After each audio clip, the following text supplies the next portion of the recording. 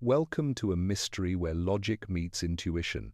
Step into a world of candle-lit secrets, impossible clues, and a crime so cleverly crafted that even Sherlock Holmes needs help. Join Miss Marple and Holmes as they unravel a case no detective could solve alone. The room was locked from the inside. No footprints, no weapon, no way in or out, yet a man lay dead. Sherlock Holmes surveyed the scene with rare frustration. Every clue seemed designed to deceive him. But when a single, overlooked domestic detail caught the eye of Miss Marple, the case twisted into something far darker than a locked room puzzle. A killer walked freely among the living, hiding behind perfect manners and an even more perfect alibi. As danger closes in, Holmes realizes this is a crime he cannot unravel alone, and Miss Marple may see what even he cannot. Chapter 1. The Impossible Murder. The fog hung low over London, like a stubborn blanket of ghostly wool, muffling every footstep along the grand streets of Mayfair. Gas lamps flickered dimly, fighting the gloom with warm halos of gold. It was just past 11 when Sherlock Holmes stepped out of his hansom cab and stared up at the imposing mansion of Lord Percival Ashcombe. Even the house seemed uneasy, curtains half-drawn, shadows shifting in the windows, servants whispering urgently by the doors. Something dreadful had happened here, something that had already stirred the curiosity of Scotland Yard and, unfortunately for them, baffled every investigator on the property. A constable hurried forward as Holmes approached. "Mr. Holmes, sir, Inspector Lestrade's inside. He says this one is, well, unusual." Holmes raised an eyebrow. Lestrade often overestimates the unusual, but we shall see. Inside, the marble floors gleamed faintly under the chandelier light. The drawing-room was crowded with police, though they parted like nervous waters when Holmes entered. Inspector Lestrade looked both relieved and annoyed to see him. "Holmes, I suppose this is your sort of case." Holmes removed his gloves slowly. "If it were Inspector, I would not have been summoned." He crossed the room, his sharp gaze already scanning details. No one else bothered with the scuff marks near the carpet edge, a small scratch on the door frame, a faint fragrance in the air, unusual in a bachelor's home. "This way," Lestrade said, leading him toward a long corridor. At the end of that corridor stood a large oak door bolted from the inside.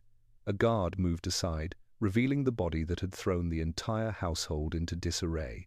Lord Percival Ashcombe lay sprawled near his writing desk, one hand open as though trying to grasp something invisible in the air.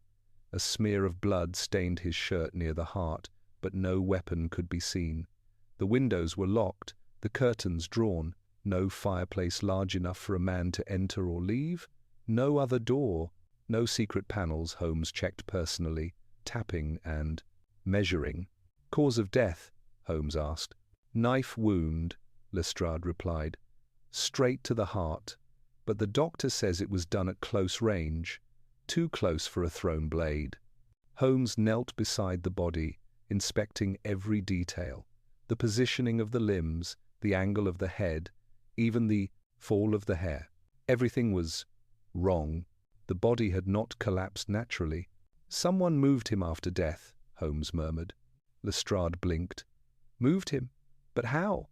The door was locked from the inside." Holmes stood. "So it appears." But Holmes was troubled. He examined the desk. Nothing disturbed. Papers neatly stacked, ink bottle untouched. Then he noticed a vase on a narrow side table, a delicate porcelain piece decorated with roses. It caught his attention not by its beauty, but by its imperfection. It had been repositioned, just slightly, barely noticeable to anyone else, yet unmistakable to Holmes. He knelt beside it and noted a ring of dust beneath one edge, proof the vase had been moved recently. But why move a vase after a murder? Why touch anything at all in a locked room? He straightened. "Inspector, who found the body?" "The butler." He knocked several times, no answer. Then he and 2 footmen forced the door open. They had to break the lock. Holmes inspected the broken lock fragments. They lay inside the room, consistent with being forced from the outside, meaning Lord Ashcombe had indeed locked the door from within. Holmes stepped back, hands clasped behind him, pacing slowly. A sealed room, a murder with a close-range weapon, a body moved post-mortem, a vase repositioned, nothing aligned with logic, nothing pointed toward a single explanation. Holmes disliked cases that lacked consistency. Then something else caught his attention. A faint scent lavender, soft, old-fashioned, completely out of place in the home of a man like Ashcombe, who preferred cigars and brandy. Holmes inhaled again. Not perfume, not soap, sachets, lavender sachets. A detail insignificant to Scotland Yard, but one that tickled Holmes's memory of a certain elderly lady from Street Mary Mead, who always carried one in her handbag. Holmes pivoted sharply. Inspector Lestrade. Yes? I require a telegram to be sent immediately. Urgent business? Most. Holmes's voice dropped to a tone that made even Lestrade straighten. Send for Miss Jane Marple. It was just after sunrise when Miss Marple arrived at the Ashcombe mansion, stepping lightly from her cab with the calm precision of someone visiting a neighbor rather than a murder scene. She adjusted her hat, tucked her lavender sachet into her purse, and smiled kindly at the flustered constable who opened the door for her. The household stared. An old lady, in a knitted shawl and sensible shoes, summoned to a case that had baffled Sherlock Holmes. Holmes met her in the grand foyer. "Ah, Miss Marple," he said with a faint inclination of his live head. "Mr. Holmes, you sounded troubled in your telegram." Holmes escorted her to the drawing-room, where the body had been removed but the room preserved. She looked around quietly, taking in every detail, not with sharp focus, but with a soft, sweeping awareness. "A locked room murder," Holmes said. "No entry, no exit, a respectable man stabbed at close range." She raised her brows gently. "And what have you concluded?" "That nothing fits," Holmes admitted. Miss Marple moved closer to the writing desk. "Lord Ashcombe was right-handed?" "Yes." She pointed delicately. "Then he would never place his ink bottle on the left side. People rarely change habits, even when expecting guests." Holmes blinked. He had not noticed. She approached the vase next. This was moved, and not by a clumsy servant, by someone with a careful, tidy nature. Holmes's admiration grew. Miss Marple did not possess his specialized training, but she saw human patterns that he often overlooked. She leaned closer to the desk. There was someone else in this room before he died, someone he trusted enough to let inside without fear. Holmes nodded slowly. "And someone who left before the crime scene was staged." Her head tilted. "Staged?" Holmes stepped forward, encouraged. "Yes. The position of the body is unnatural, and the vase suggests the killer tidied the room after the murder." Miss Marple clasped her hands. "Tidied, yes. That suggests a personality, orderly, habitual, perhaps. Someone in the household." Holmes frowned slightly. "An inside job." Miss Marple smiled softly. "Not necessarily. Could be someone who understood domestic staff, or someone imitating them." Holmes studied her with new appreciation. He was the master of deduction. But Miss Marple was the mistress of human truth. A quiet maid approached nervously. "Miss Marple, Mr. Holmes, the family is ready for questioning." Holmes straightened his coat. "Shall we begin?" "Yes," Miss Marple said gently. "For the person we seek will not be found through logic alone. They will reveal themselves in how they speak or how they avoid speaking." She paused at the door. "And Mr. Holmes?" "Yes. I believe this is a crime neither of us can solve alone." Holmes's eyes gleamed with rare excitement. "Then together, Miss Marple, let us attempt the impossible." Chapter 2. The House Full of Motives. The Ashcombe mansion, seen in daylight, looked less like the lair of a mystery and more like a monument to money. High ceilings, polished wood, portraits of unsmiling ancestors. Yet, even in the bright morning light, There was a heaviness in the air, as if the walls themselves were listening. Miss Marple sat very properly on the edge of a brocade armchair in the morning room, hands folded, expression gently vague. Sherlock Holmes stood near the fireplace, tall and still, his eyes sharp beneath half-lowered lids. Inspector Lestrade entered, looking faintly harassed. "The family is assembled next door," he said. "Shall we begin?" Holmes nodded once. "Yes, one by one." Lestrade disappeared and returned with the first member of the household, Lady Eugenia Ashcombe, Lord Percival's widowed sister-in-law, swept into the room, wrapped in black silk and indignation. She was handsome in a rather severe way, with sharp eyes and a mouth that looked unaccustomed to soft words. "I must say," she began at once, "I find this entire process unworthy. Percival's death is a tragedy, not an opportunity to interrogate his grieving family." Holmes inclined his head. "Our questions are not intended to disturb your grief, Lady Eugenia, merely to understand the circumstances surrounding your brother-in-law's death." She sniffed. "Circumstances? He locked himself in his room and died. What more is there to understand?" Miss Marple looked at her kindly. "You were close to Lord Ashcombe, Lady Eugenia?" "We tolerated one another," she replied. "We both appreciated order. He was tiresome and meticulous, but he was the head of the family. One grows used to such things." Holmes stepped closer. "Where were you last night at the time of the murder?" "In my bride. Sitting room, reading," she said. "Alone." "Did you hear anything?" "A door closing, perhaps two. I wasn't concerned. This is a large house, people are always moving about." Her eyes narrowed. "I did hear something heavier, as if a trunk was being shifted, but that may have been the servants." Holmes stored that away. "And did Lord Ashcombe receive any visitors of late?" She hesitated. "He mentioned a business associate, someone from abroad. He was vague. Percival liked to be mysterious. It made him feel important." "Did you meet this associate?" Holmes asked. "No, and I had no light." "Wish to?" Holmes nodded. "Thank you, Lady Eugenia. That will be all for now." She rose stiffly.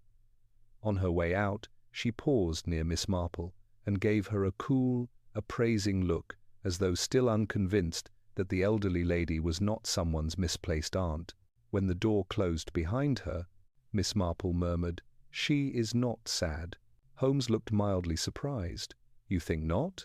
"She is offended," Miss Marple said. "Offended by disruption, by impropriety, by anything that disturbs routine. Her grief, if it exists, is very far behind those other feelings." Holmes smiled faintly. "You read hearts as others read newspapers." "People are generally easier," Miss Marple replied, "if you've had a lifetime of tea with them." The next to enter was Julian Ashcombe, Percival's nephew and heir apparent, though with death so recent, the word heir hung awkwardly in the air. Julian was in his early 30s, handsome in a soft, spoiled way. His cravat was slightly askew, his eyes were bloodshot, but whether from tears or late-night brandy, Miss Marple and Holmes had yet to decide. "This is absurd," Julian said, dropping into a chair without being asked. "We all know my uncle was secretive. He irritated half the city and probably all of Parliament. If someone wanted him dead, it could have been anyone." Holmes's tone remained even. "And yet, somehow, the murderer chose to act here, in this house, under your roof." Julian flinched at the phrasing. "Where were round?" "You last night, Mr. Ashcombe." "In the billiard room," Julian said, "with two friends. We left around 11:30. Ask Dalton and Havisham, they'll confirm." Holmes's eyes glinted. "We shall." Julian shifted. "Look, if you're trying to suggest that I killed my uncle for money, it's ridiculous. Yes, I'll inherit, but not for months, possibly years. Lawyers will crawl over everything. And he was in good health. No one expected this." Miss Marple tilted her head. "Did you like him?" Julian hesitated. "Like is a strong word. I respected his finances, but he controlled everything. This estate, the money, my future. He often threatened to change his will if I displeased him." "That must have been very unpleasant." Miss Marple said sympathetically. Julian gave a short laugh. You've no idea. Holmes watched him closely. Did you know of anyone who might have had specific cause to hate him? Half the staff, probably, Julian said carelessly. He was exacting. People don't like being told how to polish silver or fold towels by a man who doesn't polish or fold anything himself. And outside the household? Holmes pressed. Julian frowned. He did mention, a few weeks ago, that someone from the continent had arrived in London, a former associate. They were meant to meet privately. He shrugged. He wouldn't give a name, of course, always so dramatic. Holmes's interest sharpened. When were they meant to meet? Julian thought. He told me in passing that he had an appointment last night. He was almost smug about it. Did he say where? Miss Marple asked. In his study, Julian said. He insisted on privacy, told the staff he was not to be disturbed under any circumstances. Holmes and Miss Marple exchanged a glance. Yet no one entered or left the room, Holmes said quietly, except Lord Ashcombe himself.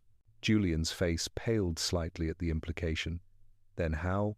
That, Holmes replied, is what we must discover. After Julian left, Miss Marple said softly, he is frightened, but not, I think, guilty. At least, not of murder. Holmes nodded. He is guilty of selfishness, laziness, and a shocking willingness to let others do his thinking. But those are common sins, not necessarily lethal ones. Next came the housekeeper, Mrs. Dobbins, a stout woman in her 50s with a stern mouth and eyes that missed. A little. She stood very straight, as though being judged on posture. Mrs. Dobbins, Holmes said, you manage the household? I do, sir, she replied. Lord Ashcombe liked things done properly. Please describe last night. She folded her hands. Dinner at 8. The family, plus Mr. Julian's 2 guests. Afterward, the gentleman retired to the billiard room. Lady Eugenia went upstairs. Lord Ashcombe went to his study around 9:30. He told me personally that he was expecting no one and did not wish to be disturbed.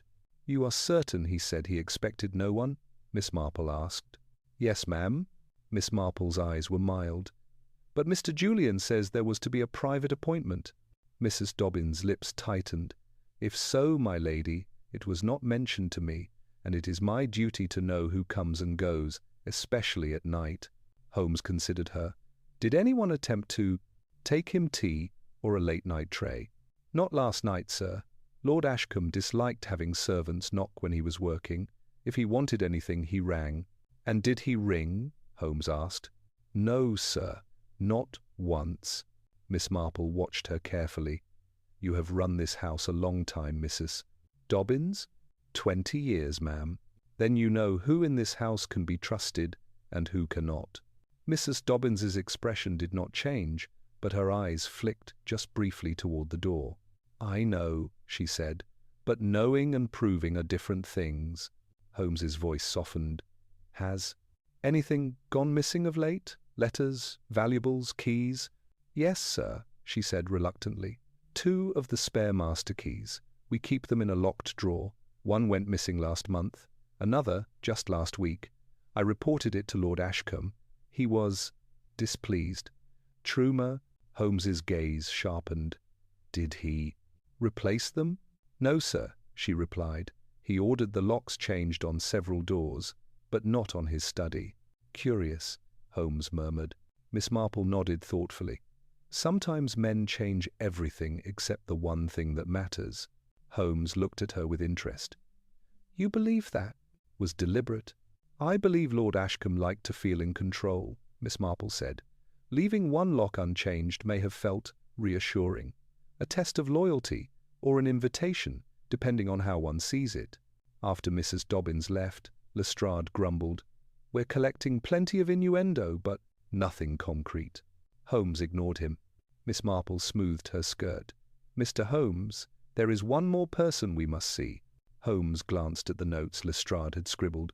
The butler? No, Miss Marple said quietly. The maid who discovered the keys were missing. Someone who watches. Everyone, but whom nobody truly notices. Holmes's eyes brightened. Ah, the invisible witness. He smiled faintly. I begin to suspect, Miss Marple, that the impossible crime in the locked room may be less about doors and more about people. She nodded. Quite so, Mr. Holmes. In my experience, murder is rarely cleverer than the murderer's character allows it to be. The maid in question was called Elsie Warren, a slight, nervous girl with red-rimmed eyes and hands that never stopped fidgeting with her apron. She stood in the doorway as though expecting to be scolded. "Come in, Elsie," Miss Marple said kindly. "You look as if someone sent you to the headmistress, not to have a little chat." Elsie managed a small, startled smile. "Yes, ma'am? No, ma'am, I've never spoken to a famous detective before, much less two." Holmes, who did not often receive that sort of grouping, raised an eyebrow, but said nothing. "Elsie," Miss Marple continued gently, "Mrs. Dobbins told us you were the first to notice the missing keys." Elsie's fingers twisted harder. "Yes, ma'am. I clean the study corridor every morning, the drawers in the sideboard. They were left open, just a bit. Mrs. Dobbins always keeps them shut. I saw at once something wasn't right." "You are observant," Holmes said. "I notice what I must," Elsie replied with quiet pride. "Servants who don't see things don't last long in this house." Miss Marple smiled. "Quite so. Do you remember when the first key went missing?" 3, maybe 4 weeks ago, Elsie said. "There was a terrible fuss. Mrs. Dobbins searched everyone's rooms. They even questioned the footman as if he were a thief. He swore he knew nothing, and I believe him." "And the second key?" Holmes asked. "Last week, sir. Same drawer, same fuss. But by then, Lord Ashcombe seemed less surprised, more angry than shocked, if you understand." "Yes," Holmes said quietly, "I do." Miss Marple leaned forward. "Elsie, did you ever see anyone near that drawer who had no business being there?" Elsie hesitated. This was not the hesitation of someone lying. It was the hesitation of someone deciding whether it was safe to tell the truth. "I saw someone once," she whispered. "Late at night. I was going up with hot water for one of the guest rooms. The corridor was dim. I didn't mean to spy, but, well, I have eyes." Miss Marple's tone remained light. "Of course you do, dear." "It was Mr. Julian," she said, almost too faint to hear, standing near the sideboard, drawers open. Holmes and Miss Marple exchanged a quick glance. "Did he see you?" Holmes asked. "No, sir," he heard. Someone coming and closed the drawer quick, then walked away. I pretended I didn't notice. "Did you tell anyone?" Miss Marple asked. Elsie looked horrified. "Oh, no, ma'am. It's not my place. And Mr. Julian can be kind when he remembers. I thought, perhaps I was mistaken. People often think that when they see something uncomfortable," Miss Marple said softly. "Elsie," Holmes said, "I am not asking you to speculate. I am only asking what you observed. Did you ever see anyone else there?" Elsie bit her lip. "Yes, sir, once. The day before the second key went missing. Mrs. Dobbins had gone downstairs. I came up early with the dusting cloth. Lady Eugenia was in the corridor, looking through the drawers. When she saw me, she told me sharply to go clean the morning room instead." Holmes's mind raced. 2 missing keys, 2 people seen near the drawer, an uncle who leaves one lock unchanged in a house full of changing ones.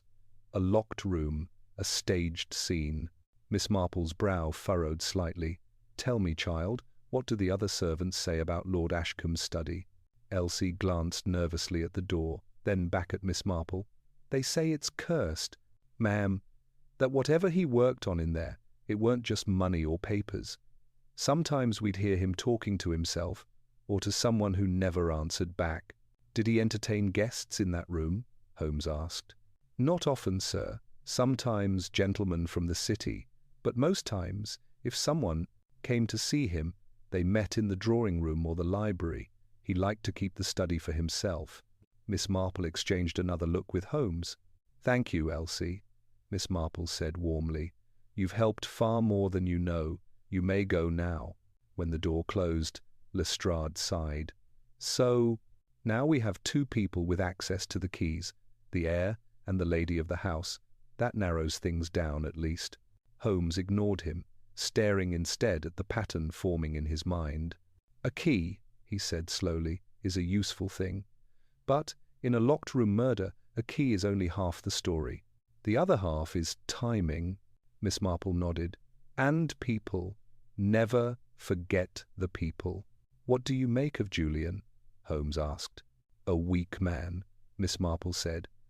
Not necessarily wicked, but weak men can be dangerous when frightened. They let wickedness lead them. And Lady Eugenia, Miss. Marple's gaze grew distant. A strict woman, attached to order, to control. She might move a vase to align it properly, or move a body for the same reason, if she thought it untidy where it lay. Holmes studied her profile. You see the world in curious lines, Miss Marple. I see it as a Grec village, she replied.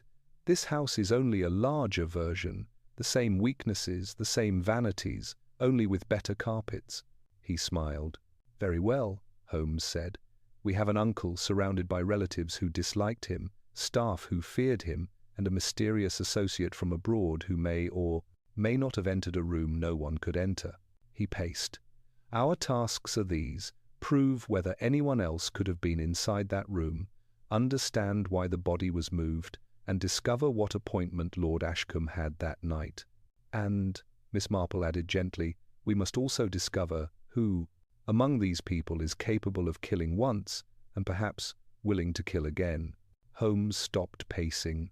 Do you expect another murder, Miss Marple? She looked at the polished floor, where the faint scuff of many hurried boots still lingered.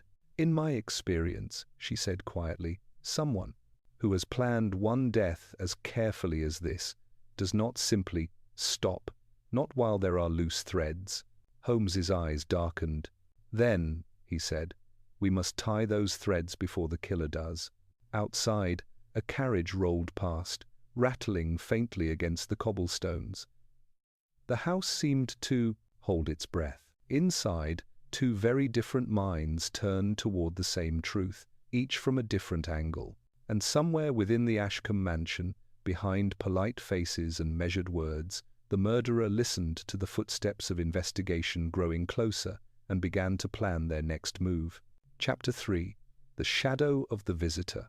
Night settled uneasily over the Ashcombe mansion.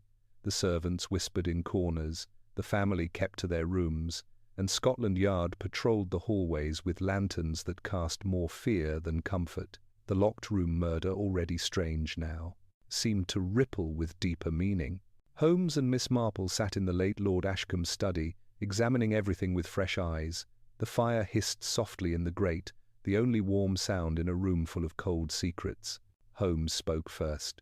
Miss Marple, I find myself returning to one question. Who was the visitor Lord Ashcombe wrote about? And more importantly, did such a person ever exist? Miss Marple smoothed her skirt. Often, Mr. Holmes, people mention visitors not because someone is coming, but because they wish others to believe someone is coming. Holmes looked intrigued. A deception by the victim? Possibly. Or, she added gently, by someone else. Holmes turned to the desk, lifting a half-burned scrap of paper from the hearth. I found this earlier, likely discarded by the murderer. The paper carried a faint letterhead, A.P., Consulting, Vienna. Miss Marple examined it. Austria. That aligns with Julian's claim his uncle expected someone from the continent. But the timing is wrong, Holmes replied. I wired the Vienna police. There is no consulting firm by that name, no registered business at all. Miss Marple's eyes twinkled. Faintly. So the visitor was invented. Yes, Holmes said, a complete fabrication. They both looked toward the locked door. If the visitor never came, Holmes said, then the murder was not only planned, it was rehearsed. The killer crafted a story for the household to believe. Miss Marple nodded. And when a lie is told often enough, dear Mr. Holmes, people stop questioning it. Holmes paced. Let us examine motives again. Julian stands to inherit. Lady Eugenia gains control of the estate's affairs. Mrs. Dobbins loses nothing. The staff lose nothing. The mysterious associate does not exist. Miss Marple tapped her fingers softly. But a staged scene means the murderer required privacy. Only someone with authority could command, "Do not disturb." Holmes stopped pacing. Lord Ashcombe himself. Exactly.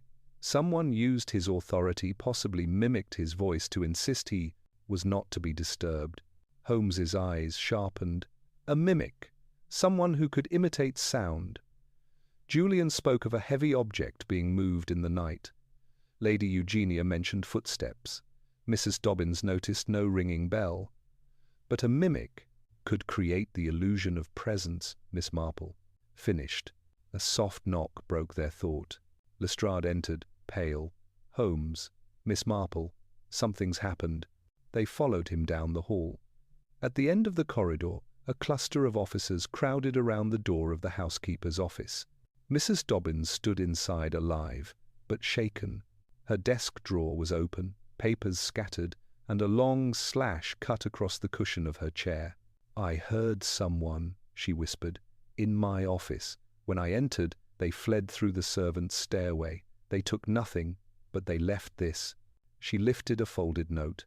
Holmes opened it carefully. "Stop asking questions. There was no visitor, and there will be no more answers." Lestrade exhaled.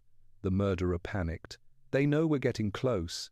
Miss Marple's brow creased slightly. "Quite the opposite, Inspector. A panicked killer hides. A confident killer threatens." Holmes nodded slowly. "Our murderer is not afraid." Something cold slid into Holmes's understanding. "They are calculating," Miss Marple added softly, "and they are watching everything." The next morning, Holmes requested all remaining household notes, letters, and guest logs. The family protested. Lady Eugenia called it an outrage. Julian sulked. But Lord Ashcombe's papers revealed something curious. Holmes tapped the handwritten appointment entry in the diary. 8:30 p.m. Private meeting. No interruptions. Below it, in a lighter ink, someone had added, "V."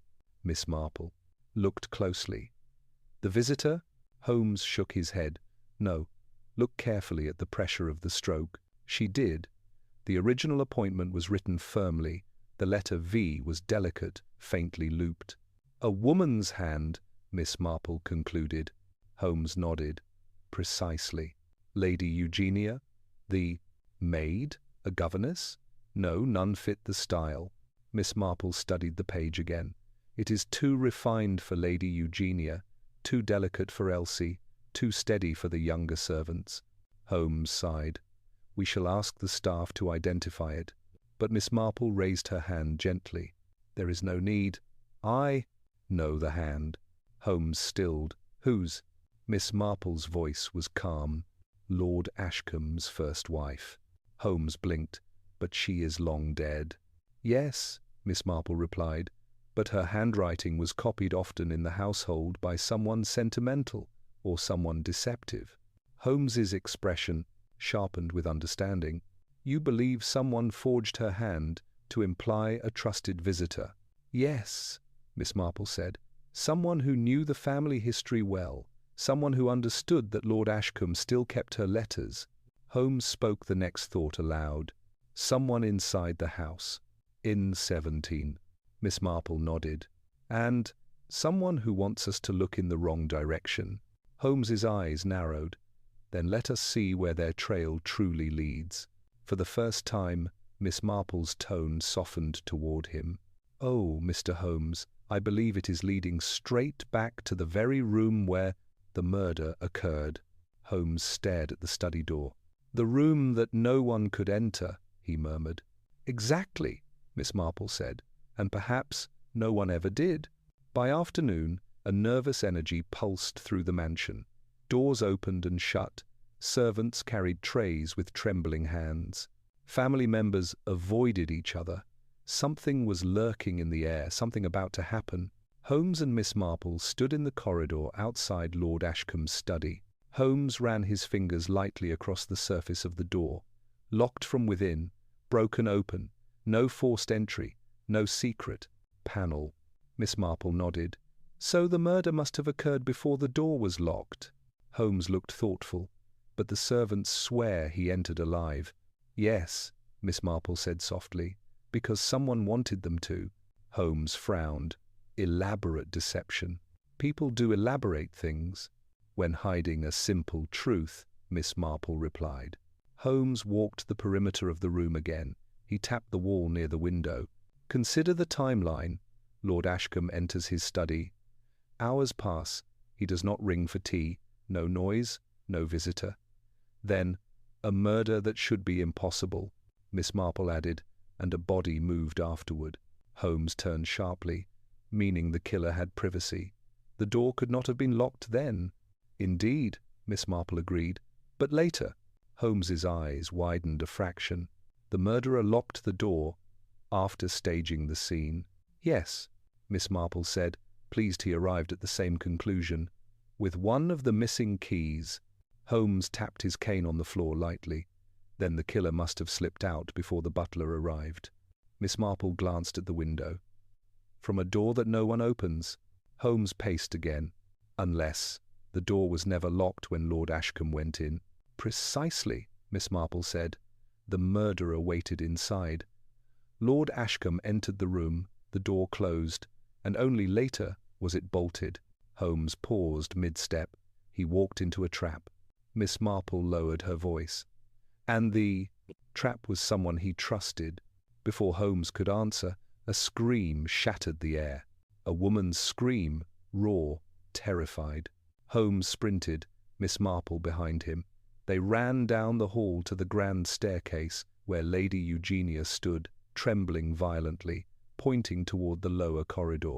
In there, she cried. Someone, please help. Holmes flew down the stairs.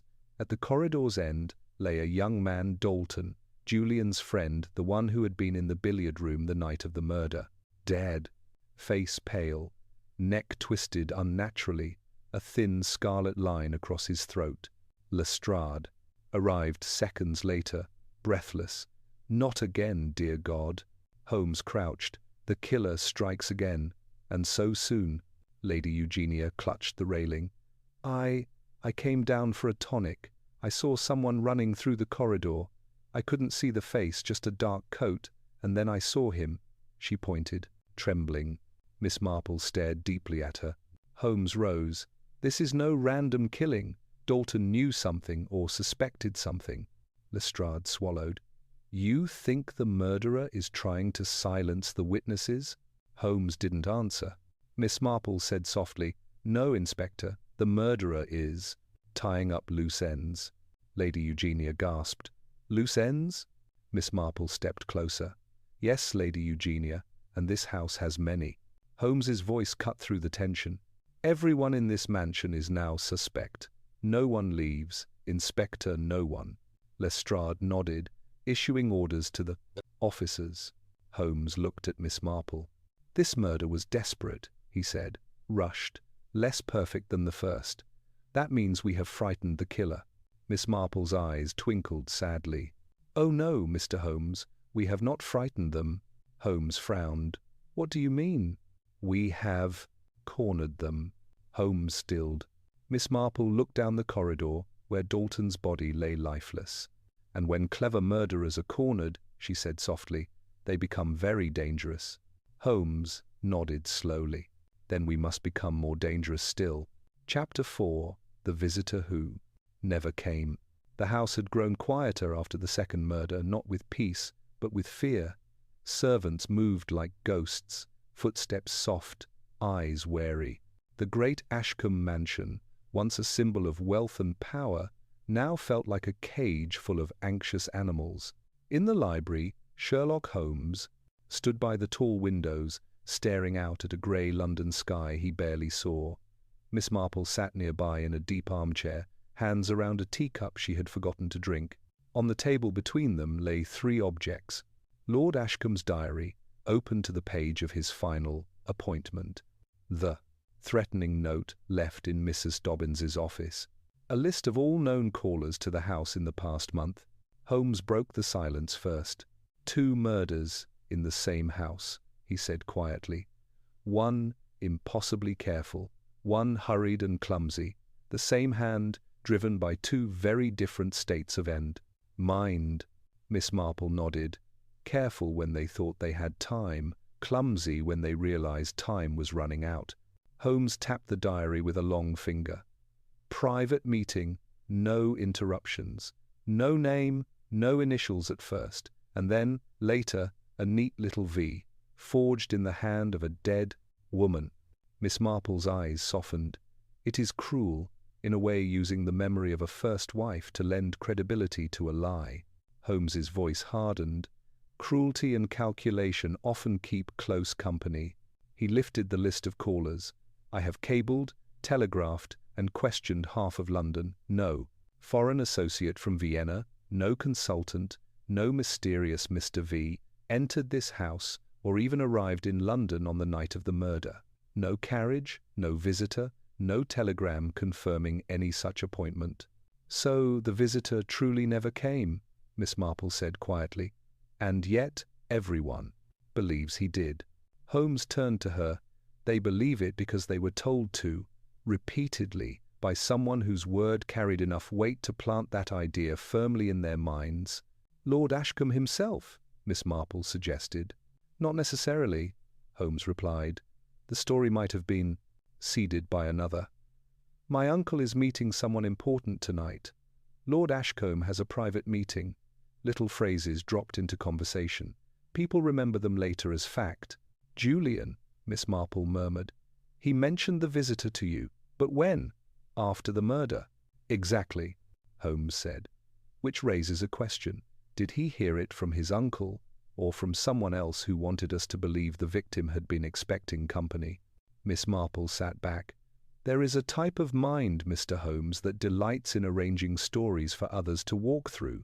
They decorate a little path of assumptions and wait for people to follow it. Holmes smiled faintly. I usually occupy that role myself. Yes, she agreed mildly, but you tend to do it in the direction of the truth. Holmes's gaze drifted toward the door.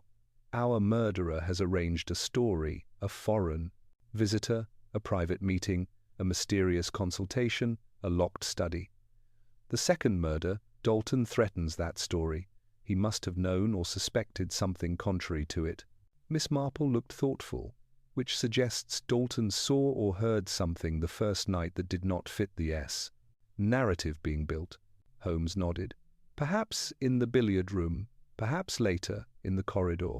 Perhaps he saw someone enter or leave the study at a time when no one was supposed to.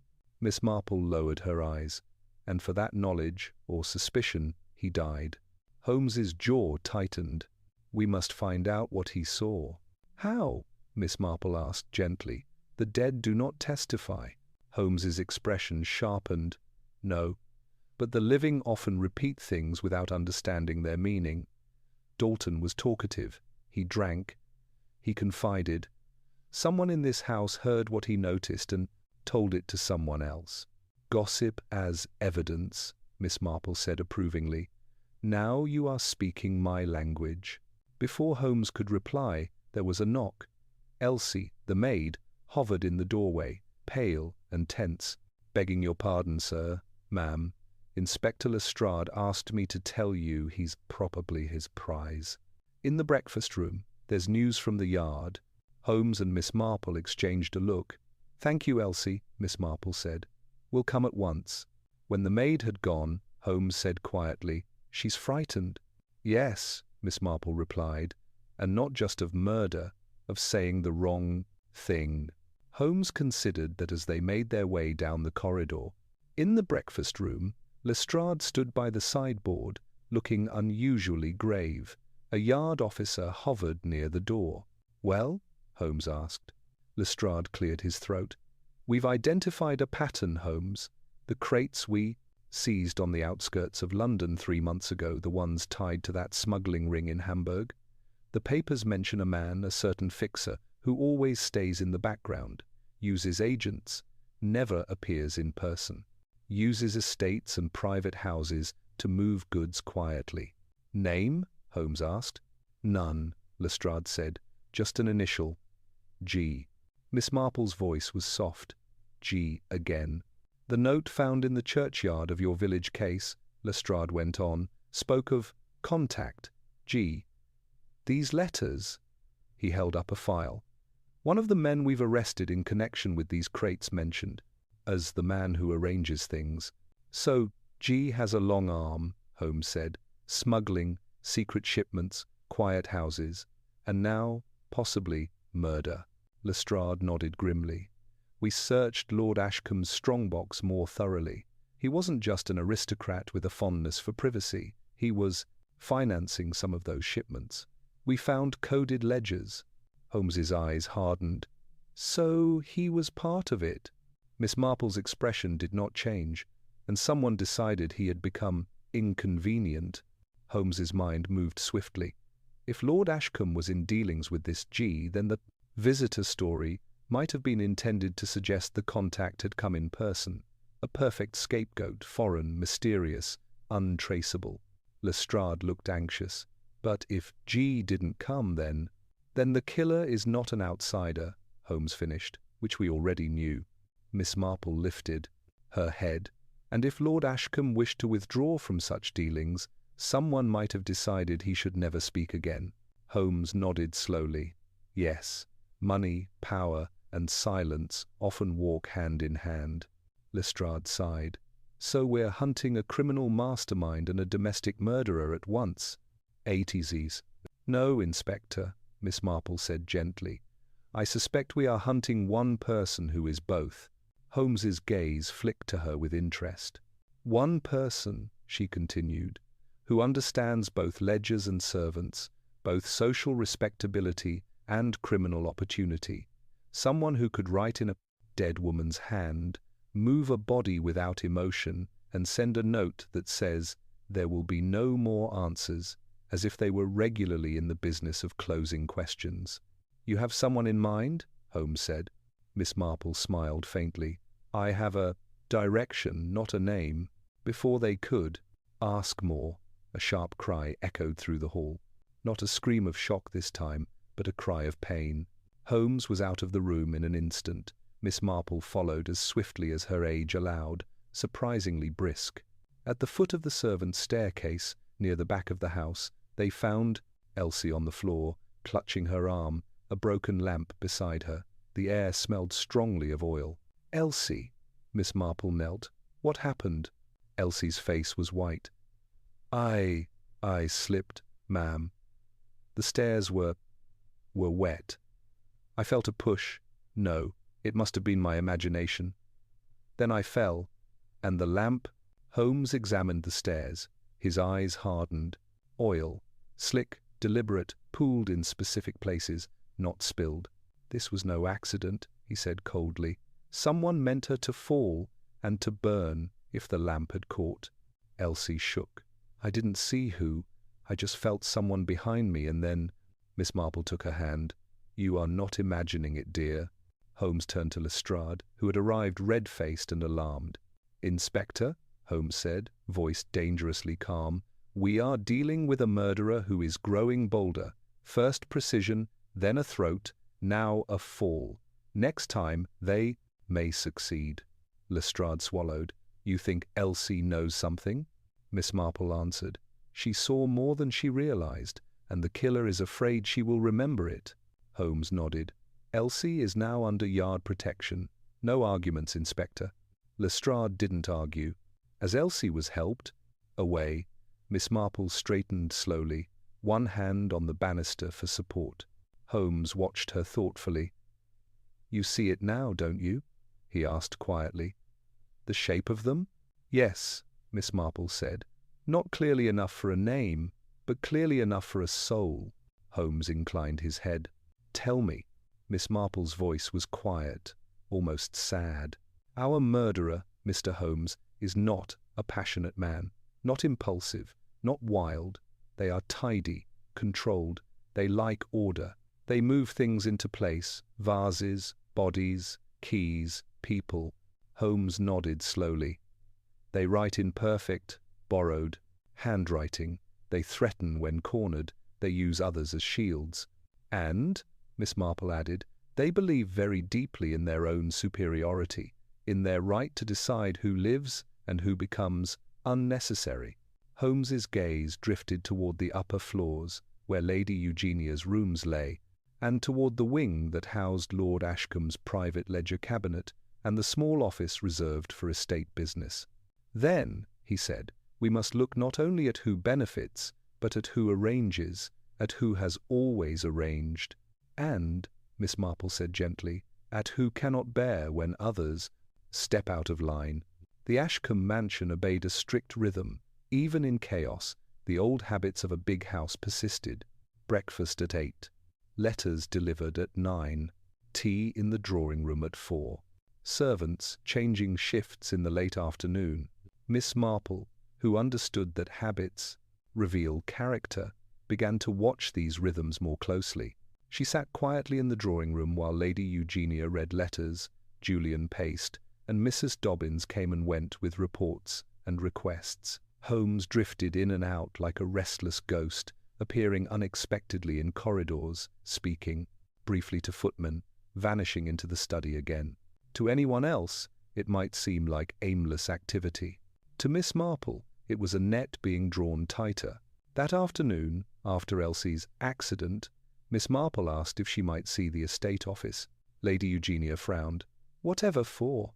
"I enjoy ledgers," Miss Marple lied gently. "One can tell a great deal about a household from its accounts." Lady Eugenia sniffed. "If you wish, but you will find nothing of interest.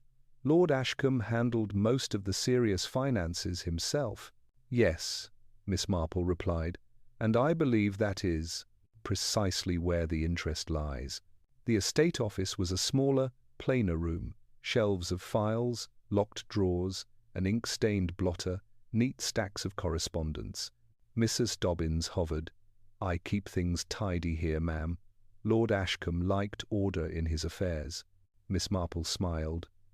"Of course he did." She moved slowly along the shelves, running her fingers lightly over the labels. Household supplies, staff wages, land rents, investments, the normal bones of a large estate. "Who actually writes the letters about rents and supplies?" Miss Marple asked. "Lord Ashcombe? Julian?" Mrs. Dobbins hesitated. "Lord Ashcombe signed most of them, but as for writing, well, Lady Eugenia handled a great many details. She has a very clear hand." "Yes," Miss Marple said thoughtfully, "I am sure she does." She asked to see a few recent letters. Mrs. Dobbins obliged, producing copies of correspondence to suppliers and tenants. Miss Marple scanned them. The handwriting was consistent, controlled, unhurried. Then she pulled from her reticule a folded scrap, the threatening note from Mrs. Dobbins's office. "Stop asking questions. There was no visitor, and there will be no more answers." She did not hold them side by side. She did not compare strokes like a policeman. Instead, she read them the way she read people. The rhythm was the same. Someone who liked statements, clear, final, not dramatic, just absolute. Mrs. Dobbins watched her anxiously. "Is something wrong, ma'am?" Miss Marple turned to her kindly. "Tell me." Mrs. Dobbins, who insisted that Lord Ashcombe's private business be kept separate from the servants' knowledge. "Why, Lady Eugenia, ma'am?" she replied at once. She was always very firm about not troubling the staff with matters beyond their station. "Yes," Miss Marple said softly. "Of course she was." There was a soft knock at the door. Holmes entered, eyes keen. "Miss Marple," he said, "a moment?" She followed him into the corridor. "Well?" he asked quietly. "You have something." "Not proof yet," she said, "but character. And character, Mr. Holmes, rarely lies for long." He smiled. "I trust your reading of it." She nodded. "Our killer is someone who sits between worlds, not quite at the top, not at the bottom. Someone who must hold things together, keep people in line, keep appearances proper. Someone accustomed to rearranging details so that the world matches their idea of how it should be." Holmes's gaze flicked between the closed office door and the distant drawing-room. "Lady Eugenia," he said, "or Mrs. Dobbins?" "Yes," Miss Marple said. "Both love order. Both owe much to this house. Both are accustomed to controlling others' lives, but only one, I think, believes she truly owns them." Holmes's eyes narrowed. "Lady Eugenia, then?" Miss Marple didn't answer directly.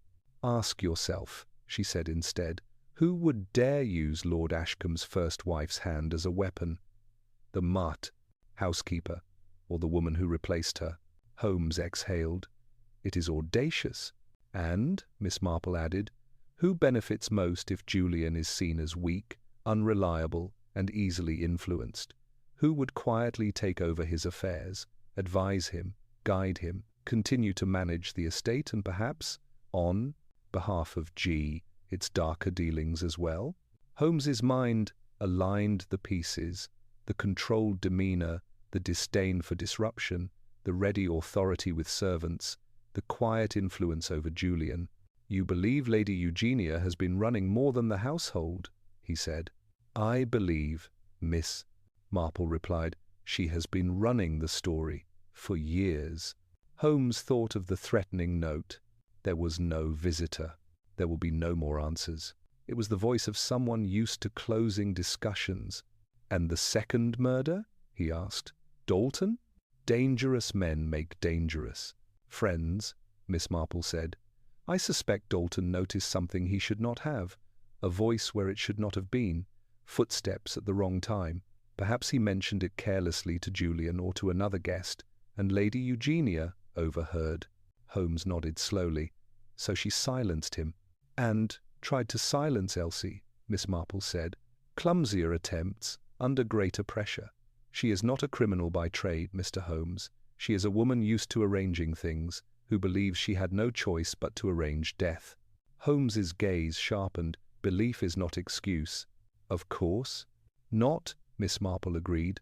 "It is simply explanation." Holmes straightened. "We need proof, hard proof. No jury will convict a titled lady on character and suspicion alone." Miss Marple's eyes glimmered. "Then you must give her an opportunity to tidy up one last time."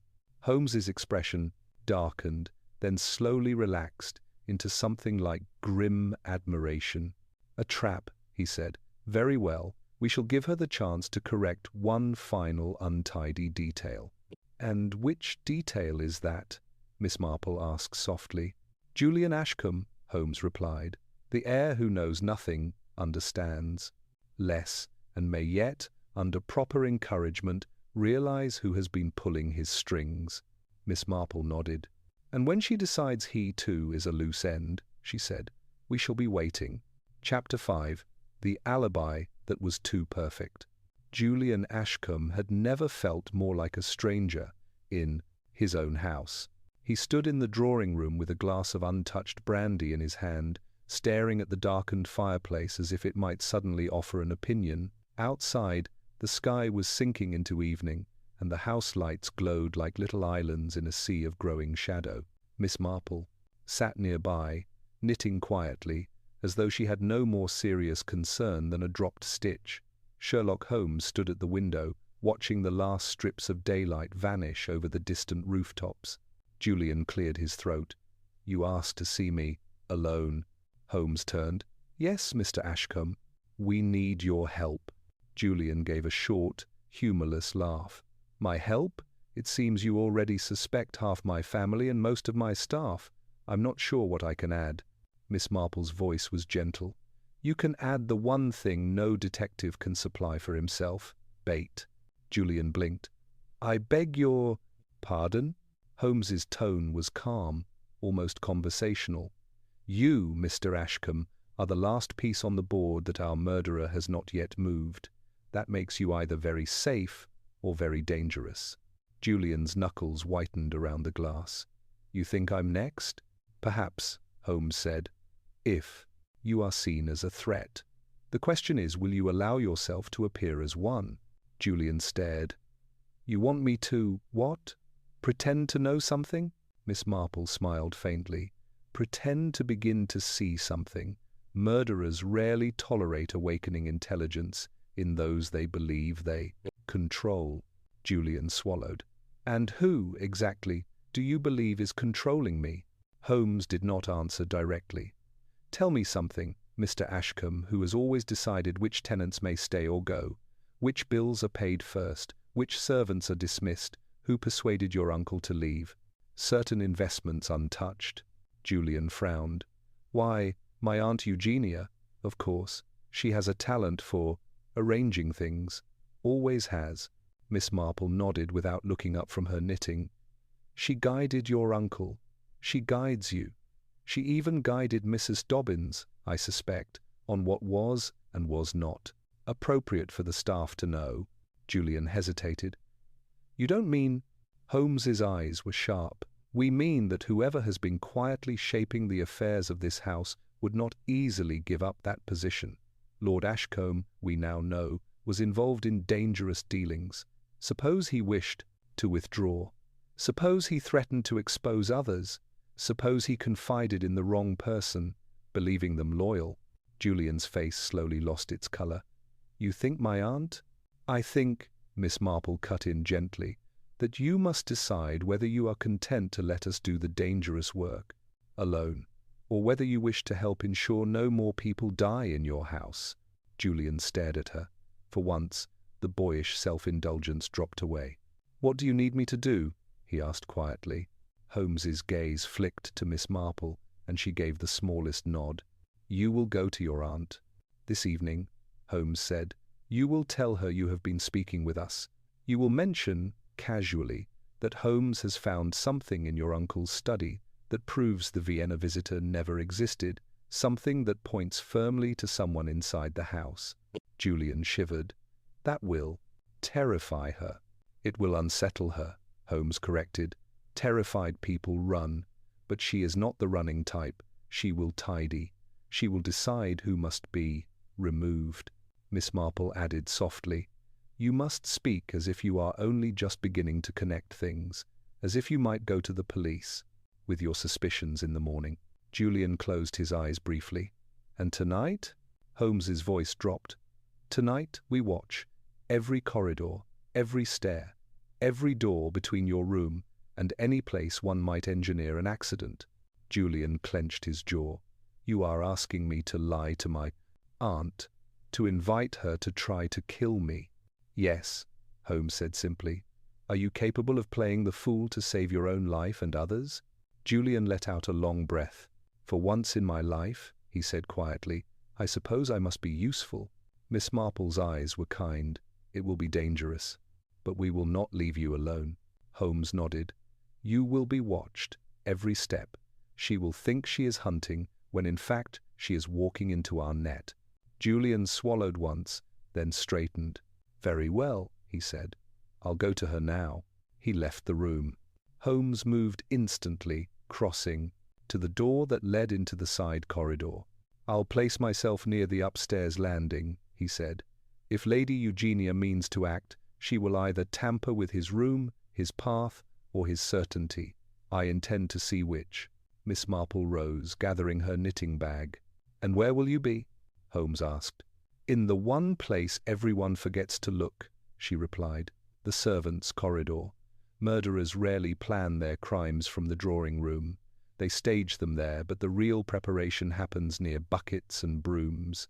Holmes allowed himself a brief, wry smile. I shall remember. That. She gave a small nod and moved off, much more quietly than her age would suggest. Julian found Lady Eugenia in her sitting-room, the lamplight painting her profile in sharp lines. She was sorting correspondence, her fingers precise, movements efficient. Aunt, he began. She did not. Look up. Yes, Julian? Has yet another inspector appeared to ask the same tiresome questions? No, he said. Holmes, and the old lady, Miss Marple. Her hands paused for a fraction of a second. And what do they want from you? Julian forced a casual tone. They showed me something from Uncle's study, a letter from Vienna. Lady Eugenia's eyes lifted, calm and direct. Really? And what of it? Julian tried to sound annoyed, not afraid.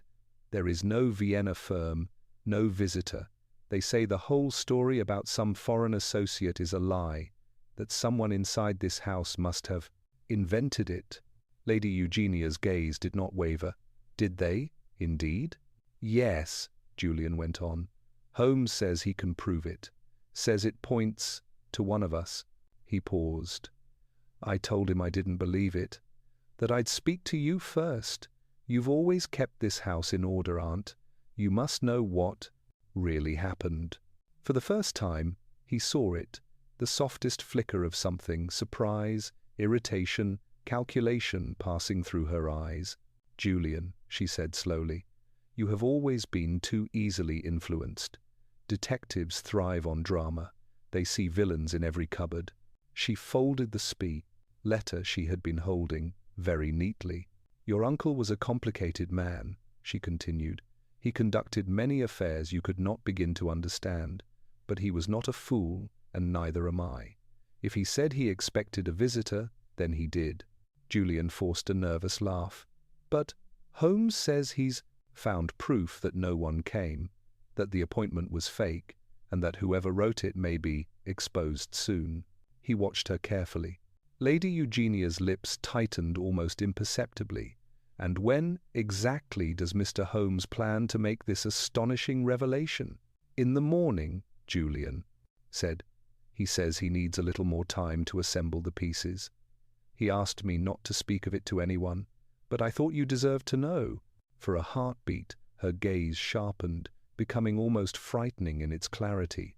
Then it softened again. You were right to tell me, she said. You are not entirely useless, Julian, despite appearances. He tried to smile. If you have nothing further to add, she went on, turning back to her desk, I suggest you go to bed. This house has seen enough disturbance. We must be rested when Mr. Tamer, Holmes, presents his theories. Julian nodded. Yes, Aunt. He turned, his heart hammering. As he closed the door behind him, he caught the faintest glimpse of her expression as she believed herself unobserved. Cold, focused, utterly intent.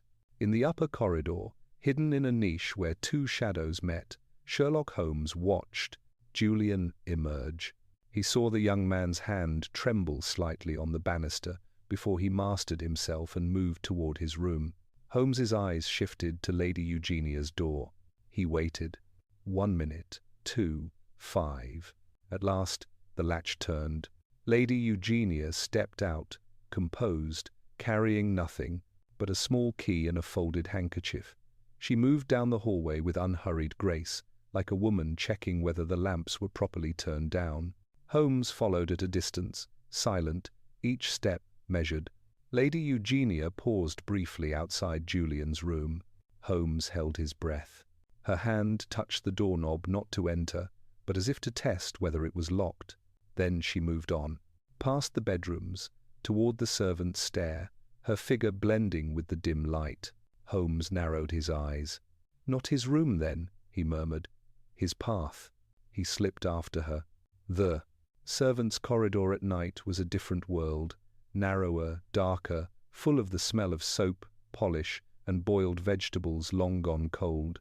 Here, the carpets were thinner, the walls plainer. It was the backbone of the house, the place where work happened while the grand rooms pretended nothing. Ever did. Miss Marple, who understood the value of such places, had stationed herself at an angle near the top of the back staircase, a small shadow among larger ones. From her vantage point, she saw Lady Eugenia approach with quiet, precise steps. The older woman paused by the stairwell, looking down as though checking for stray buckets or improperly stored cleaning rags. Her hand slipped into her pocket. Miss Marple's eyes sharpened. From that pocket, Lady Eugenia drew a small folded paper packet. Carefully, she loosened it, sprinkling its contents onto two of the steps, fine, pale, and almost invisible in the poor light. Miss Marple watched the dust settle, clinging to the worn edges of the treads. Soapstone, powdered, slippery as ice under a careless foot. Lady Eugenia worked with practiced efficiency, then folded the empty packet and tucked it away. She adjusted her cuff, her face composed, then turned to go.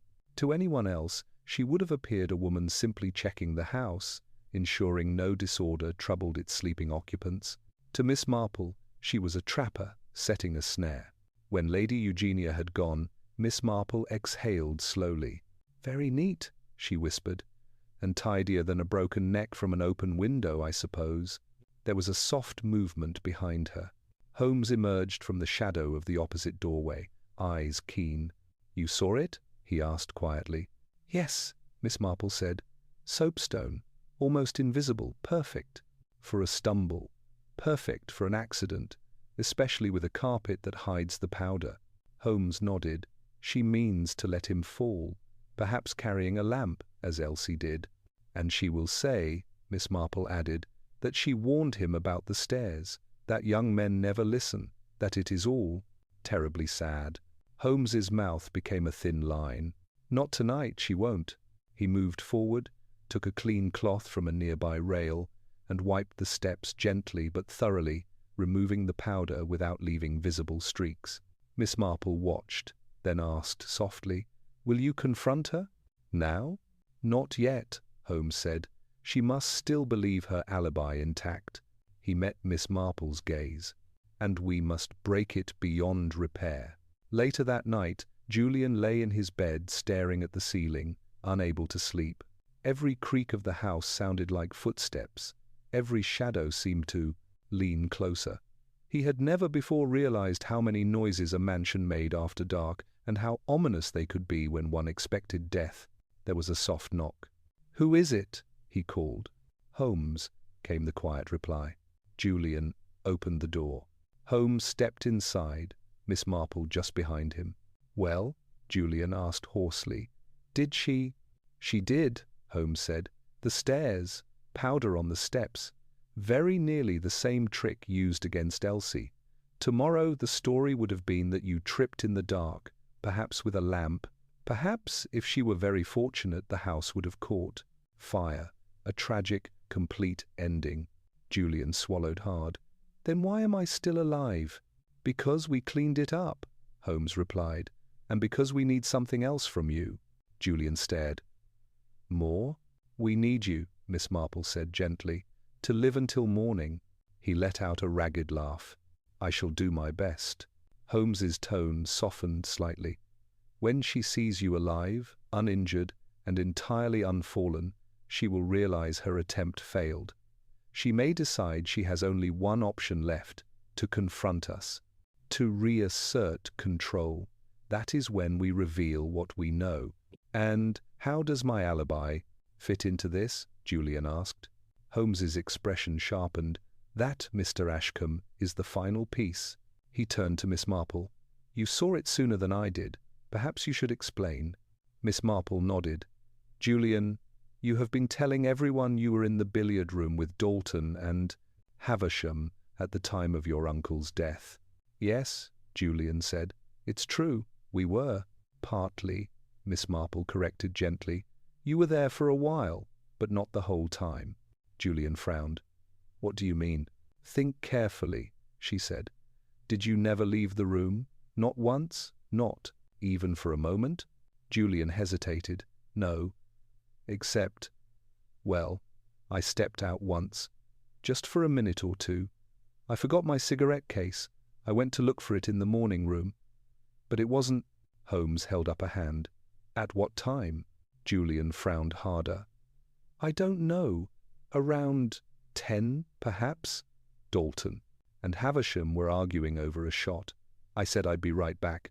They barely noticed. Miss Marple nodded. "And when the police arrived, they asked where you had been that evening. You said, 'In the billiard room with my friends.' And your friends, when questioned, confirmed that you had. People rarely remember short absences clearly if they've been told the story beforehand." Julian's eyes widened. "You're saying my alibi was not perfect," Miss Marple said, "but Lady Eugenia treats it as if it were. She refers to your presence in the billiard room with unusual confidence, as if she wants everyone to remember how very solid your alibi is." Holmes added, "Because a solid, unbreakable alibi for you makes her position safer. A neat arrangement. You cannot be suspected, so your inheritance passes through you to her influence." Julian sank onto the edge of the bed. I didn't think."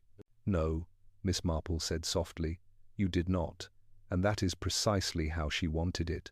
Holmes's voice was quiet but firm. Our task in the morning will be simple, to show that the alibi she has defended so strongly is, in fact, flawed, that you had time to approach the study, that she knew it, and that the only reason she would be so keen to defend a less-than-perfect alibi is that it supports her own story. And Vess, Julian whispered, she used me. Yes, Miss Marple said, but you can use that now to expose her. Holmes stood. Rest if you can, he said. Tomorrow you will not be bait, you will be a witness. Julian nodded, looking far older than he had the day before. After they left his room, Holmes and Miss Marple walked slowly down the corridor. Holmes spoke first. You were right, Miss Marple. This was never truly about an impossible door. It was about an arranged story. Miss Marple smiled faintly. Stories are more dangerous than doors. More people walk through them. Holmes nodded. Tomorrow we open this one and show everyone who has been standing behind it. And then? Miss Marple asked quietly. Then, Holmes said, we see whether Lady Eugenia's tidy mind can withstand having its own narrative broken. He paused, then added, almost under his breath, and whether I truly could not have solved this alone. Miss Marple gave him an almost motherly look. Oh, Mr. Holmes, she said softly, you would have solved the crime, but perhaps not the person. He considered that for a moment, then inclined his head. Tomorrow, he said, we solve both. Chapter 6. The Crime Two Minds Solved. Morning came clear and cold, as if London itself had decided to strip away a layer of fog and pretense. The Ashcombe drawing-room was unusually full. Lady Eugenia sat rigid in a high-backed chair, hands folded, face expressionless. Julian stood near the mantel, pale but composed. Mrs. Dobbins hovered in the background, trying to look as if she were there by accident. Elsie, her arm bandaged, sat quietly. Near the door, at Inspector Lestrade's insistence, a yard officer stood sentry. Miss Marple occupied a modest seat off to one side, knitting in her lap, though she had not made a single stitch. Sherlock Holmes stood at the centre of the room, the focal point of everyone's attention and, for once, not entirely displeased by it. Lestrade cleared his throat. Mr. Holmes asked that everyone be present. He says he has reached a conclusion. Holmes inclined his head. Thank you, Inspector. He turned toward the assembled faces. 2 murders in this house, he began, and 1 attempted murder. At first glance, 3 separate acts of violence. In truth, 1 continuous effort to maintain control, silence witnesses, and preserve a carefully arranged story. Lady Eugenia's lips thinned. Must we begin with theatrics? If you have accusations, Mr. Holmes, make them plainly. Holmes's gaze did not waver. Very well, I shall. He gestured toward the corridor beyond the door. Lord Ashcombe's death was presented as an impossible crime. A locked room, no murder weapon, no intruder. We were all told he dismissed the staff, then retired alone to meet a foreign associate, a mysterious visitor from Vienna. He turned slightly. But that visitor never came. There is no Viennese firm, no carriage, no entry in the caller's book. The appointment in his diary was real, but the added initial V was not. It was forged in the careful hand of someone who knew how to imitate another's writing, someone who understands handwriting very well indeed. He held up a copy of estate letters. Lady Eugenia, the hand that forged feet belongs to the same person who has long written most of the estate's correspondence. Your hand. All eyes turned to her. She did not flinch. I handled estate letters. Of course I did. That hardly makes me a murderer. No, Holmes said, but it makes you the author of the visitor fiction, and that is where your trouble begins. He began to pace, not out of nerves, but as a man drawing lines between points. You and Lord Ashcombe, he continued, had dealings with people you would never invite to tea, men represented only by an initial, G. When your brother-in-law wished to withdraw from those dealings, you faced a problem. To that G, Silence is more valuable than loyalty. Lord Ashcombe had become a liability. Julian swallowed hard. He said he was tired of it all, that he might set things right. Yes, Miss Marple said softly, and that felt, to you, Lady Eugenia, like the beginning of the end. Holmes nodded.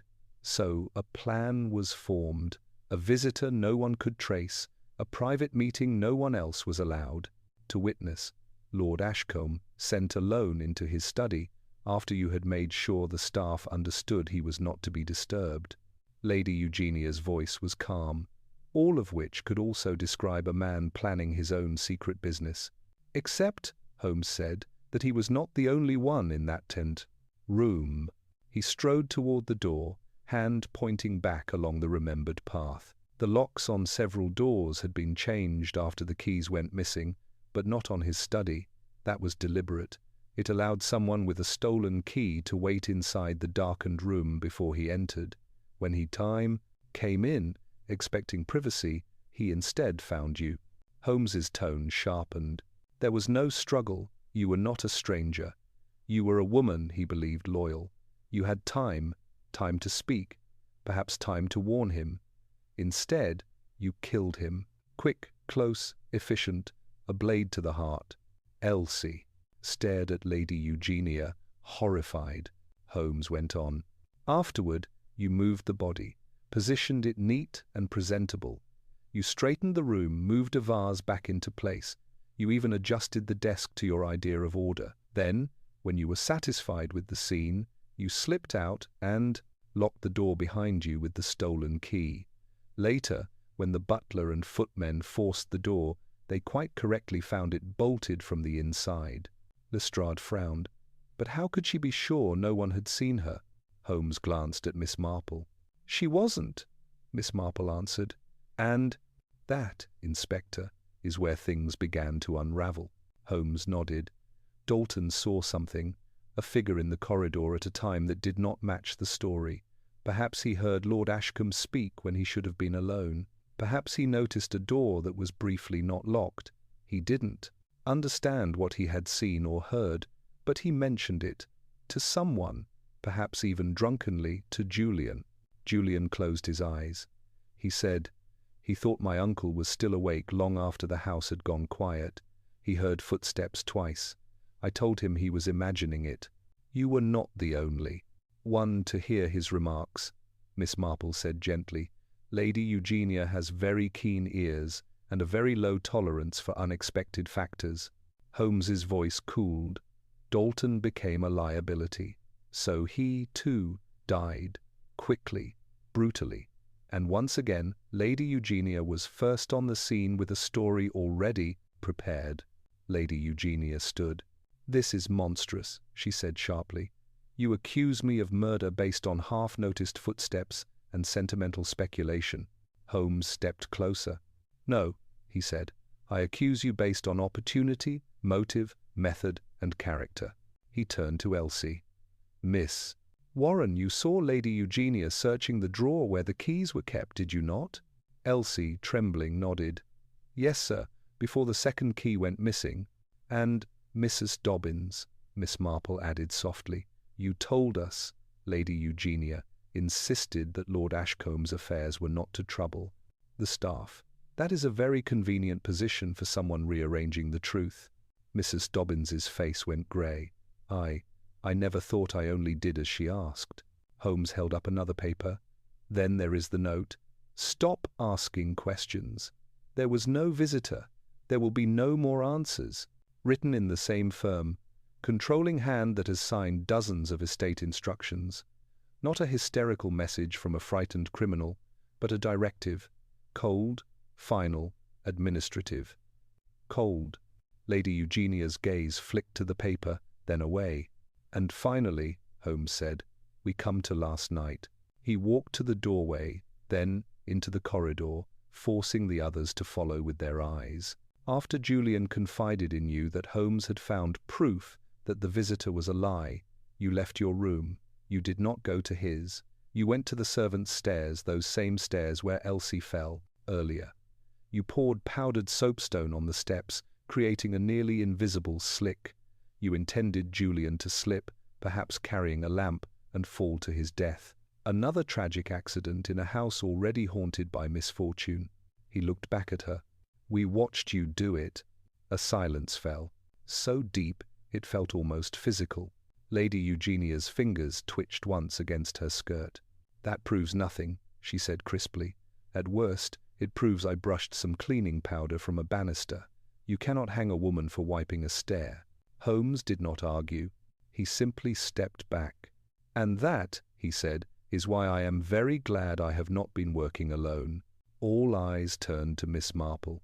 She laid her knitting down with care, as though setting aside her last disguise. Miss Marple rose slowly, leaning only lightly on the arm of her chair. Lady Eugenia, she began, her 2% tone almost conversational. I have known a good many women like you. Efficient women, capable women, women who run households, manage difficult men, smooth over scandal and keep dinner hot when half the world falls apart. Her eyes were kind, but unflinching. Such women are often invisible in drawing rooms, yet absolutely central in reality. They put things in order. They move vases back to the exact center of tables. They fold letters into neat piles. They decide which truths may be spoken. Lady Eugenia's jaw tightened. You speak as if tidiness were a sin. Miss Marple shook her head gently.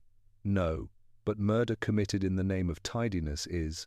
Holmes's eyes glinted with brief admiration. Miss Marple went on. You did not kill Lord Ashcombe because you delighted in blood. You killed him because he threatened to make a mess, to pull the curtain back on dealings that would have ruined this house, destroyed your standing, and placed you and others at the mercy of dangerous men. So you chose the neatest solution, a foreign visitor, an impossible room, a single, elegant death. Her voice softened. But murder does not remain neat, Lady Eugenia. It stains things. It seeps under doors. It frightens servants. It makes young men babble and maids remember. The more you tried to tidy it by removing Dalton, by silencing Elsie, by planning dear Julian's accident, the more untidy it became. Lady Eugenia's gaze bored into hers. You speak as though you admire me. I understand you, Miss Marple corrected quietly. That is not the same thing. Holmes stepped beside her. You see, Lady Eugenia, I could have followed footprints and keys and timings forever and still lacked one crucial thing. He looked briefly at Miss Marple. I might have solved the how of this crime alone, but the who and the why required someone who sees not patterns of mud and ash, but patterns of human nature. I required Miss Marple. He turned back to Eugenia. It was she who saw that this was not chiefly a puzzle of doors, but of personality, that our murderer would be someone compelled to straighten even a crime. Julian's voice was hoarse. Aunt, is this true? Lady Eugenia did not look at him. So, she said calmly, you will try to break me with moral speeches and character sketches, touching, but you still have no eyewitness to the first murder, no weapon, and nothing to connect me, legally, to your mysterious G. You have supposition, and an old woman's instincts. Miss Marple tilted her head. With respect, my dear, I think we have a little more than that. She looked toward Elsie. There is something you told me, child, about late-night voices. Elsie swallowed. Yes, ma'am, I heard someone talking in the corridor near the study. Not loud, just a few words. I thought it was Lord Ashcombe. Holmes asked, what words? Elsie closed her eyes, recalling. He said, you've gone too far this time. And then another. The voice said, I am the only reason any of this still holds together. Julian's face went ashen. That's what she always said about the estate, about our affairs, that she kept everything from falling apart. Lestrade turned sharply to Lady Eugenia. Madam, I must ask you. But Lady, Eugenia cut him off. And you must be very careful what you ask, Inspector. Without me, this house will collapse. The tenants will be at the mercy of your bureaucrats. Julian will squander what's left. You need people like me. people who can do what squeamish souls cannot. Miss Marple's voice turned very gentle. You think you are necessary, Lady Eugenia. Many clever criminals do. Something in the other woman's composure cracked. They were going to destroy us, she snapped. Your G does not tolerate hesitation. Percival was going to walk away. To confess. Do you know what happens? To men who confess? They bring everything down with them. Family, servants, names. I saved us all from ruin. Holmes's tone was like steel. By arranging shipments, by laundering dealings in the estate accounts, by killing a man who trusted you. She looked at him with cold fury. He was never worthy of the power he held. He was careless, weak. I kept this place, this family alive. Miss Marple sighed softly. And when Dalton saw too much? He was a drunk, she snapped. He would have babbled to half of London eventually. One push, one cut better than a public scandal that would feed your newspapers for months. And Elsie? Miss Marple asked quietly. For the first time, Lady Eugenia looked away. A maid talks, she said. They chatter, they repeat. I gave her 2 chances. She wouldn't stop shaking and looking at me like that. I knew she'd break. I couldn't allow it. Julian whispered. You were willing to kill her. And me? Lady Eugenia finally looked at him, really looked at him. You, she said, you would not have suffered. It would have been quick, a tragic fall. People would have wept for you. Not many, perhaps, but enough. And I would have kept the Spahn. Estate running in your name. Better than letting you stumble into dangers you cannot comprehend. Julian recoiled as if struck. Holmes stepped forward. And there it is. Motive, method, confession. Mrs. Dobbins, Elsie, Mr. Ashcombe, you have heard her in her own words. Inspector. Lestrade, face, taut, nodded to the yard officer. Lady Eugenia Ashcombe, he said heavily, I am arresting you on suspicion of the murders of Lord Percival Ashcombe and Mr. Dalton, and the attempted murder of Elsie Warren and Julian Ashcombe. You will come with us. She straightened, every inch still rigid, with control. You will regret this, she said. All of you. When amateurs meddle in the work of those who understand power, the world becomes very untidy indeed. Miss Marple looked at her sadly. The world was already untidy, my dear. You simply chose to clean it with blood. They led Lady Eugenia away. The room felt suddenly larger, as if a tight band had been cut. Mrs. Dobbins sat down abruptly, tears filling her eyes. I never dreamed it. Elsie began crying quietly, more from shock than sorrow. Julian stood unmoving, staring at the door where his aunt had disappeared. Holmes turned to Miss Marple. For the record, he said, I would have eventually deduced the murderer. She smiled. Of that I have no doubt. But, he added, I would have named her for the wrong reasons.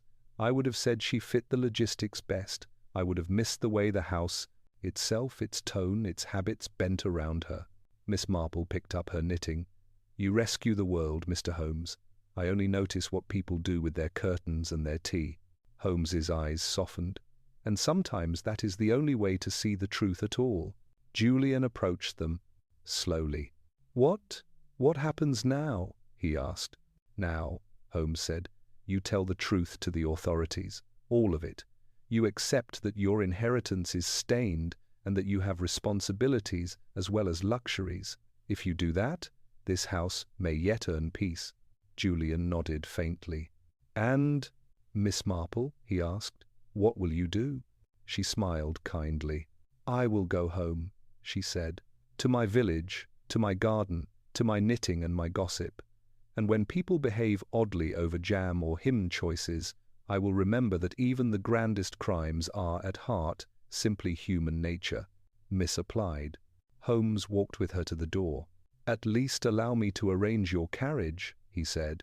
That would be very nice, she replied. On the steps outside, London's chill air met them both. Holmes paused. Miss Marple, if I ever again encounter a crime that refuses to bend to reason, I may call upon you. She adjusted her hat. "If you ever again encounter a criminal who refuses to bend to humanity," she replied, "I shall expect you to do the same." They shared a brief, unexpected smile. Then Sherlock Holmes turned back into the house to finish his work, and Miss Marple stepped into her hired cab, already halfway back in her mind to hedges, teacups, and small, watchful conversations. The case had been solved, the impossible room explained, the murderer unmasked. But somewhere inside both of them a quiet understanding remained. Some crimes require logic, some require intuition, and some, like this one, can only be solved when both stand together. As Miss Marple's cab rattled away into the London streets, she took out her lavender sachet, breathed in its familiar scent, and allowed herself the smallest, most private of smiles. The crime even Sherlock couldn't solve alone, she murmured to herself. And quite right, too. In the quiet after the storm, the Ashcombe mansion slowly returned to its orderly rhythm, yet nothing inside it would ever feel quite the same. Truth had swept through its halls like a cold wind, unmasking deception, ambition, and the dangerous calm of a mind too certain of its own righteousness. With Lady Eugenia removed and justice finally underway, the servants breathed easier. Julian faced his future with new sobriety, and the shadows that once clung to every corner began to lift. Miss Marple returned to Street Mary Mead, where the greatest mysteries involved flower competitions and missing teaspoons, though she kept a sharper eye than most. Sherlock Holmes resumed his work in Baker Street, mind already turning toward new puzzles. Yet both carried the quiet understanding that this case had been different. A crime of calculation, solved not by brilliance alone, but by two minds, logic and intuition working in rare and perfect harmony.